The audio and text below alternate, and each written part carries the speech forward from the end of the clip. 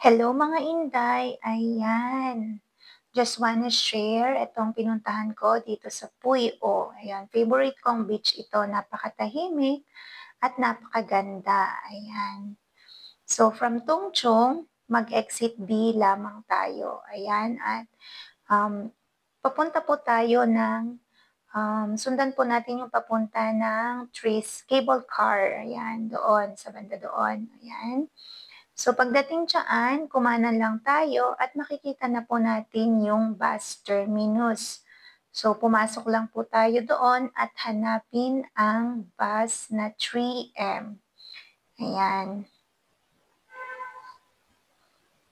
So ayan, kita na po natin ang 3M.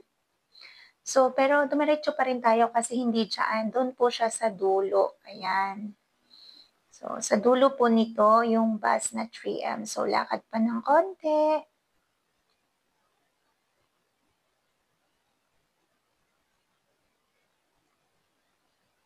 So, ayan, dito makikita po na po natin yung bus 3M. Ayan, kita. So, sakay po tayo dyan.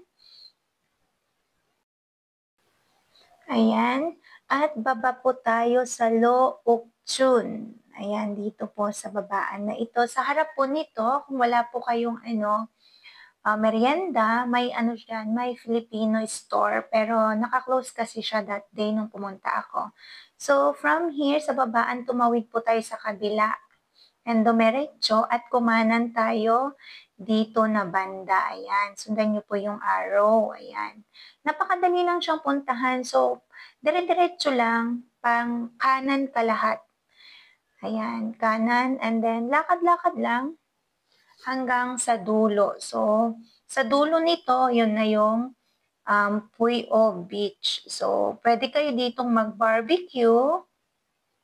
Ano pa bang pera? Picnic, ayan. Pwede din pong manguha ng shell dito sa summer, ayan. Napakaganda po dito. Madami po kayong magagawa, ayan. Relaxing and everything, ayan. So, yan lang. Dire-diretso lang po tayo and hope you enjoy your stay here, ayan. Diba?